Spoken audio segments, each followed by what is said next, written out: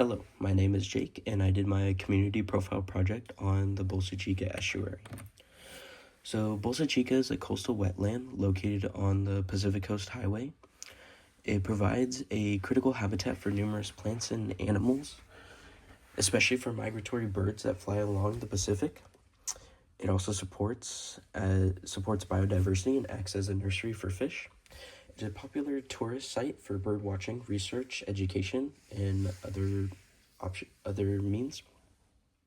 But it is subject to human pressure, such as urban development and recreational activities.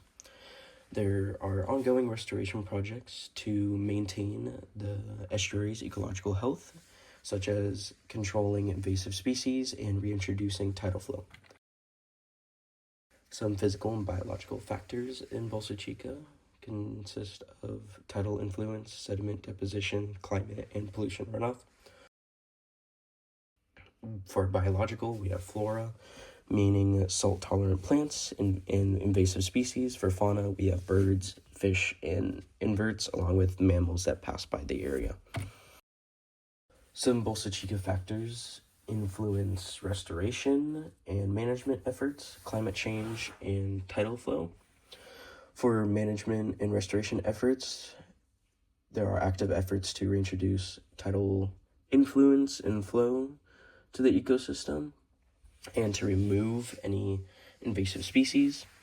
For climate change, with rising sea levels and temperature changes ultimately threaten habitat stability and species survival, and altering tidal flow due to human-made structures can change salinity levels. Some common animals that I found while visiting the site consist of pickleweed, saltgrass, cordgrass, Kelly, least tern, building, savanna sparrow, gray egret, brown pelican, mullet, topsmelt, California horn snail, crabs like the fiddler crab, copepods, and amphipods. Organisms located at Bolsa Chica. For starters, we have the fiddler crab. They're part of the Arthropoda phylum. They are a burrowing crab in mudflats. They feast on algae, organic matter, and their burrowing aerates the soil. They're small in size with a large distinct claw in males, have a brownish to gray shell with a glossy texture, and their burrows act as an escape from predators and to regulate moisture. Their large claws used for defense, territorial means, and feeding. They're found in California estuaries, in mudflats, and they need moisture and oxygen-rich mud. For pickleweed, they're part of the Magnolia phyta. They're a dominant saltmarsh plant that thrives in saline. They provide habitat for surrounding species and stabilize the sediment. They're a succulent-like plant with jointed stems, and they grow in dense mats. They store salt in vacuoles to avoid toxic levels in cells, and they tolerate extreme salinity. They're found in coastal wetlands across North America, and they need high salinity and periodic flooding. Next, we have the California horn snail. They belong to the mollusca phylum. They are detritivore. They feast on organic matter in estuarine mudflats, and they aid in nutrient cycling. They're small with a spiral-shaped shell, roughly 1 inch long, brownish to gray in color.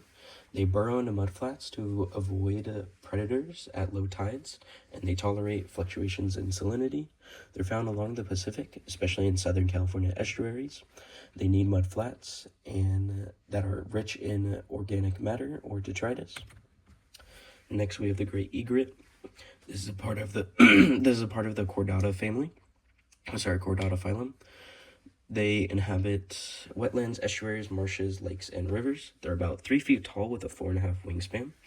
They have pure white feathers called plumage. Their bills and legs are yellow and black, which aids in predation. They're carnivorous creatures, and they use a stalk and strike hunting method.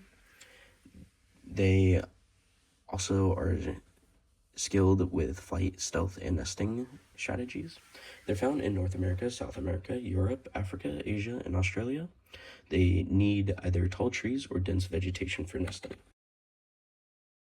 So how do all these organisms and species interact with each other?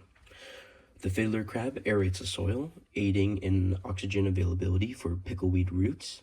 They then compete with horn snails for eating detritus, and both the horn snail and the fiddler crab serve as prey for the great egret. With the pickleweed, it serves as a food source for the horned snail.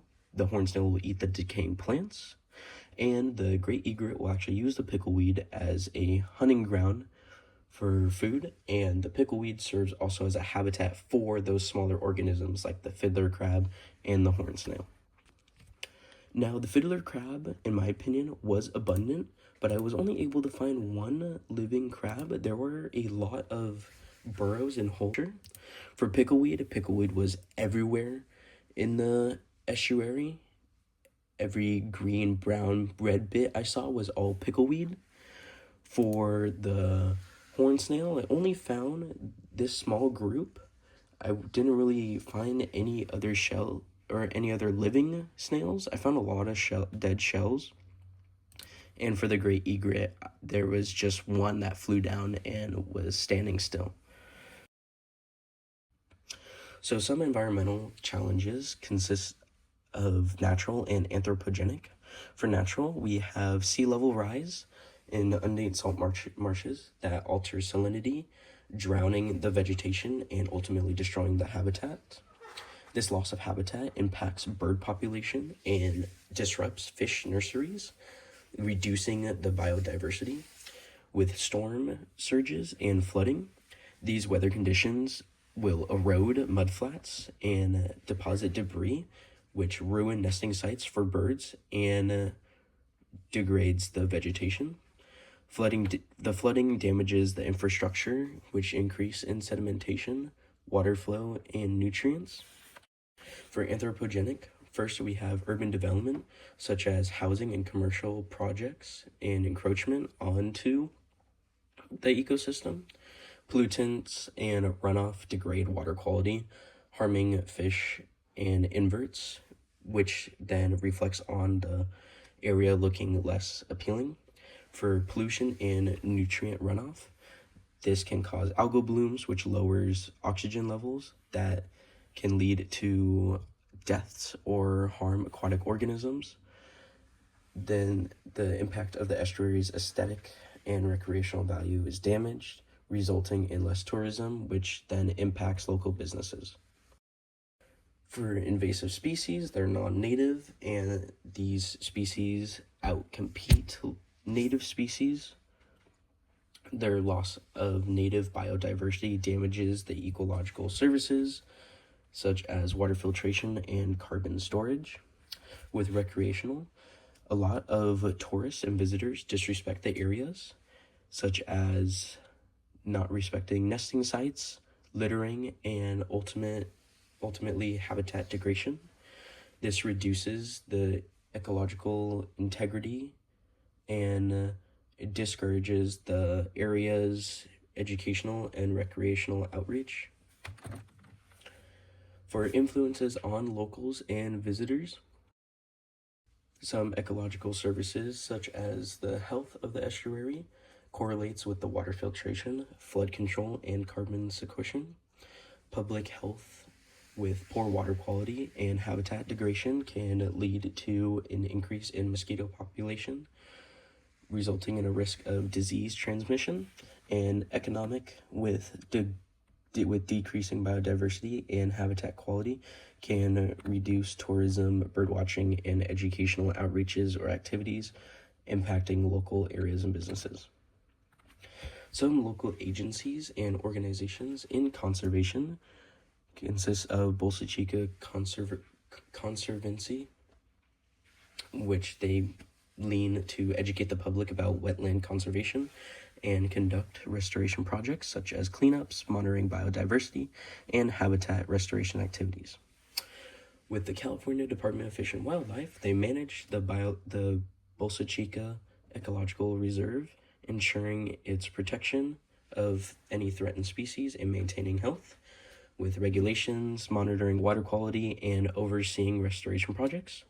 Lastly, we have Amigos de Bolsa Chica, which advocate for the protection of and restoration of the estuary through education and outreach, with provided tours, campaigns, and collaborations.